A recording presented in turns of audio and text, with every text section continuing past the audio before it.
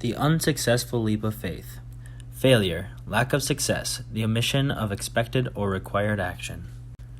This seems to be a reoccurring topic in my life. Out of all the wonderful and disappointing stories I could tell about all my joyous failures in life, I am going to elaborate on the time I lacerated my leg open.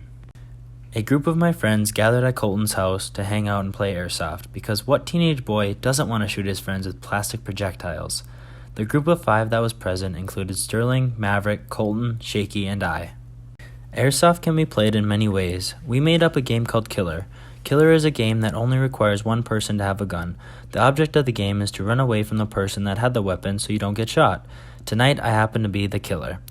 The game begins by the runners getting a head start of about 30 seconds.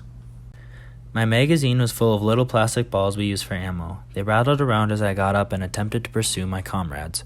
I began my search by walking out toward the field of wild grasses that was right behind the large pine trees which marked the property line. The time was getting closer to sunset, which made the sky light up in an array of oranges and yellows with hints of purple. I started to get frustrated when I was failing at my attempts to find the victims of the harmless white spheres ready to fly when I detected movement. The moment I rounded the corner behind the trees, a noise spooked my attention. I tracked the source of the noise to the base of a sapling out in the clearing. I brought the gun up and sighted in on that spot and fired once. The shot missed by a marginal distance, but it did generate movement. I saw 4 figures get up and begin to run across the plain. Each person mimicked the movements of the one in front of them by jumping and sprinting away from danger. Even though the distance was increasing between me and my targets, I decided to let a few shots go.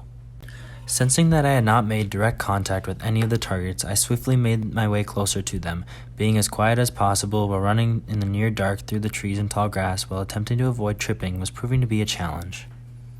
I ended up tracking down the set of evaders to another small grouping of trees. I heard laughing and yelling, but I was not able to trace any movement.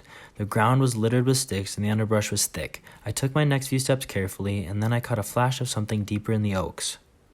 After a quick look right in front of me and to each side, I noticed the remains of a barbed wire fence. But due to the dim light, I could not see the actual wire itself. That meant there must not be one there. So I decided to just run right over it. 2 stutter steps, and then I would jump off one foot and bring the other over after. The first foot cleared the camouflage steel wire entwined with half-inch pointed bits of metal. The second foot wasn't as lucky. The initial contact my leg made with the wire shocked me. I ended up on the ground with a stinging sensation in my leg directly after impact. I didn't even think I had hit a barb on the wire until I looked down at the giant red gash on my shin. The yelling and laughing faded out in the distance, and so did my desire to pursue. I carefully picked myself up off the ground and slowly began my trip back to the house.